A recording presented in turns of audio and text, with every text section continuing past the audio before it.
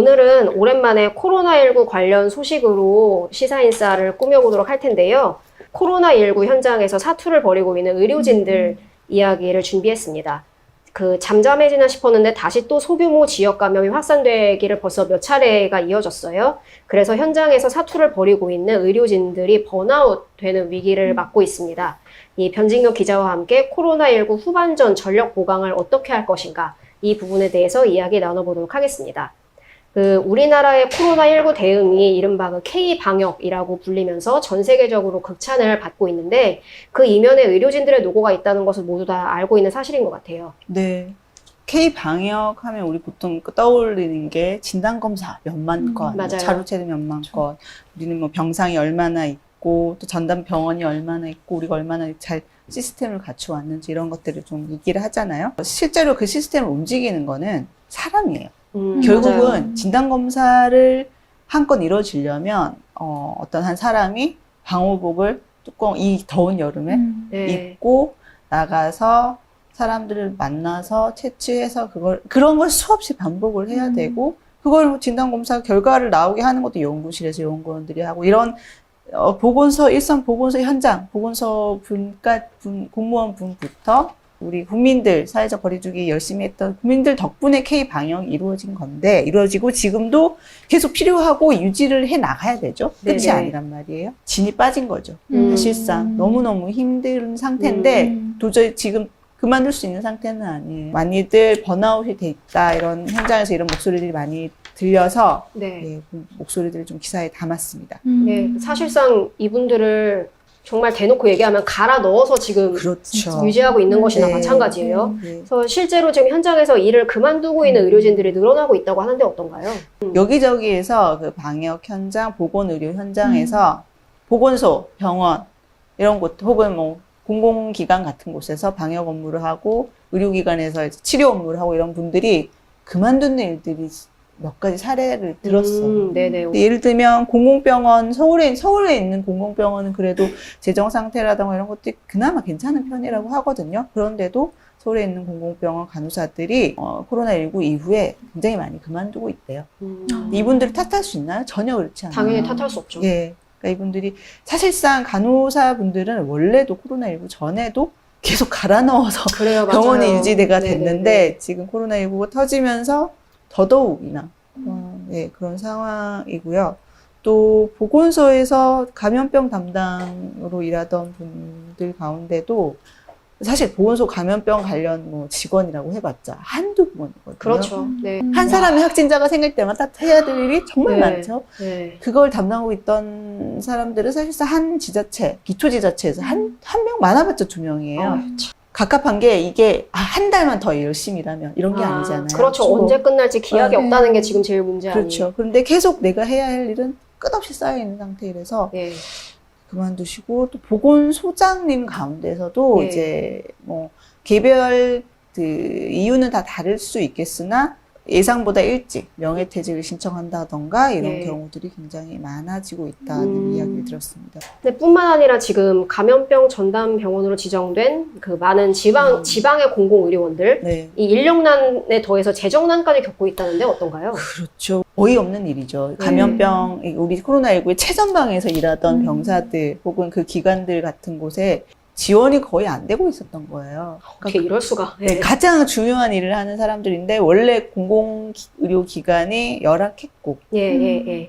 지금 그럼에도 불구하고 사명감을 불태우면서 열심히 싸워 나가셨는데 그거에 따른 어떤 보상이라던가 이런 것들이 원활히 되지 않고 예. 심지어는 이제 원래는 이제 공공의료원은 사실 원래 적자일 수밖에 없어요. 그러니까 이윤을 내기 위해서 그렇죠. 환자를 보는 곳이 아니기 때문에. 근데 그러면 그것에 대해서 어떤 우리 국가나 지자체나 사회가 합의해서 그걸 보전을 해줘야 되잖아요. 그런 것들이 원활히 되지 않아서 실컷 코로나 환자들 위험한데 열심히 보던 의사, 간호사, 병원 직원분들이 지금 월급이 깎이거나 못 받거나 무급휴직을 가라고 권유당하거나 아이고, 이런 일들이 비일비재하다고 합니다. 그러니까 사실 돈 때문에 하는 건 아니잖아요. 그렇죠. 근데 돈을 막 갖다 주면서 추구한다고 해도 버틸까 말까 하는 상황인데 이런 상황에 월급 깎이고 이런 상황이면 누가 힘이 날 수 있겠습니까? 네. 되게 안타깝죠. 민간 병원도 지금 기사에 보니까 사정이 나온 건 아니던데. 그렇죠. 민간 병원들도 그동안 그 환자들이 많이 끊겼잖아요. 그렇죠. 네, 많이 끊기고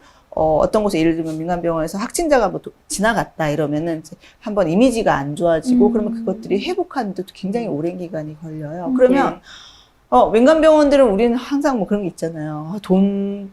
배불리 돈만 벌려고 하는 뭐 병원 이런데 뭐 그런 것도 있겠지만 어쨌건 그곳에서 사정이 열악해지면 가장 먼저 피해를 보는 사람들은 거기서 일하는 사람들인 거예요. 예, 거기에 맞아요. 있는 비정규직부터 자르고 거기 간호사, 뭐 간호조무사 등. 그래서 참 한편으로는 이분들에게 어떤 적절한 지원이나 보상 같은 게 이루어졌다면 상황이 조금은 달라질 수 있었을지 궁금해요. 이 사명감이나 희생으로 지금까지 이 코로나19 의료진들 그리고 병원이 지금 이렇게 전방에서 싸움을 계속 해오고 있었는데 이분들에게 보상은 제대로 이루어졌는지 궁금해요. 이 부분이 사실 저는 제일 안타까워요. 그래요. 이게 힘든 싸움이지만 앞에 나가서 싸운 사람들에게 어떤 적절한 보상, 뭐 어느 정도의 보상 혹은 뭐 적절한 격려 이런 것들이 많이 받아서 그 경험이 좋다면 그분들도 힘을 낼 수가 있고 혹은 그걸 바라보던 사람들도 나도 저기 가서 한번 쌓아볼까 어떤 사명감과 그리고 그럴 만한 어떤 자기의 만족도가 나오니까요. 그럴 수 있는 기회들이 없지 않았거든요. 예를 들면 그 대구에서 확진자가 굉장히 많이 나왔을 때 전국의 많은 분들이 대구로 가서 의료 봉사를 하고 굉장히 따뜻한 모습들이 펼쳐졌잖아요. 그 파견이나 자원봉사 가서 일하셨던 분들이 당시에 그 수당이라던가 이런 것들이 적절하게 지급이 되지 못했다라는 그런 기사 같은 게 많이 나왔잖아요. 그래서 비난을 많이 받았어요. 대구시 같은 곳이. 그런데 그거 아세요?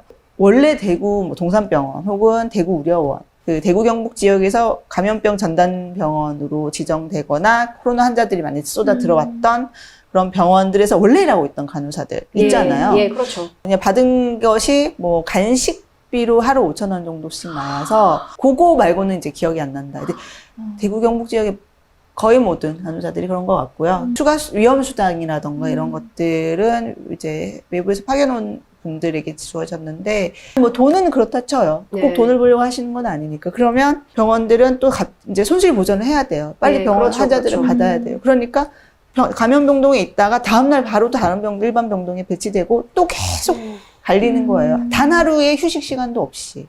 우리가 했던 건 이거예요. 덕분에. 그니까요. 잘했어요. 감사해요. 영웅이에요. 최고, 최고. 끝.